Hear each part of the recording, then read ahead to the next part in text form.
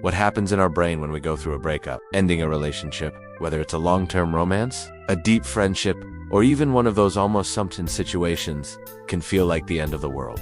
And that feeling isn't just emotional, it's chemical, it's neurological. While we're in a relationship, the brain adapts to a new routine. Constant messages, affection, future plans, familiar scents, touches, the presence of the other person, all of that activates the reward system. A brain circuit largely driven by dopamine. It's the same system that lights up when we eat chocolate, get compliments, or receive likes on social media. And of course, when we're in love. When we're in love, our brain releases a powerful cocktail of neurotransmitters. Dopamine, oxytocin, serotonin, and vasopressin. It's like a wild party for your brain. Dopamine gives us that rush of pleasure, like receiving a little reward every time they reply to a message. Oxytocin, the famous bonding hormone, makes us feel close and safe. Serotonin helps regulate our mood, and vasopressin is linked to loyalty and emotional bonding. In short, love is a biochemical attachment ritual. Now imagine, when a breakup happens, that party gets shut down abruptly. Like someone pulling the plug in the middle of the best song on the dance floor, the brain enters withdrawal,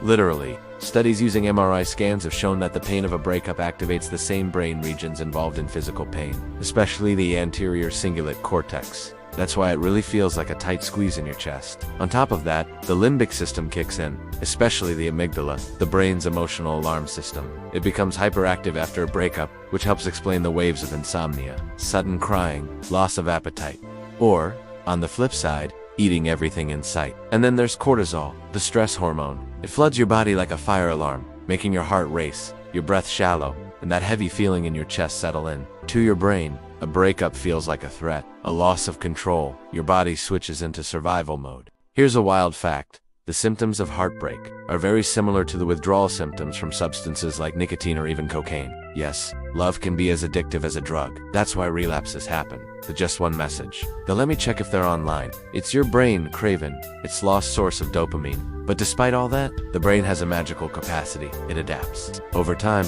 the reward system starts to respond to new sources of pleasure.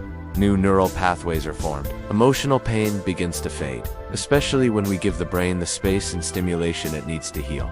Here are some cool tips backed by neuroscience. Exercise releases endorphins that reduce emotional pain. Spending time with friends activates areas of the brain associated with connection and belonging. Natural sunlight and quality sleep help regulate serotonin and mood. Building new habits, like taking a dance class, learning something new, or even changing your daily route, helps the brain disconnect from routines associated with the other person. Here's a beautiful curiosity. According to neuroscientist Helen Fisher, our brains are wired to recover from heartbreak.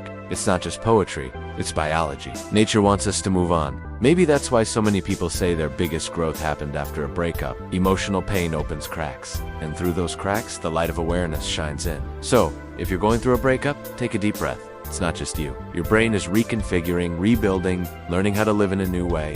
And that, no matter how painful it feels right now, is a powerful sign of growth. Because in the end, breaking up is not the end. It's a beginning. It's the exact point where your story can take a new turn. One that's freer, lighter, and more you. If this content resonated with you, sparked curiosity, or made you feel seen, make sure to subscribe to Behind Our Minds. Here, we dive into the invisible side of life. What's happening inside, while everything changes on the outside.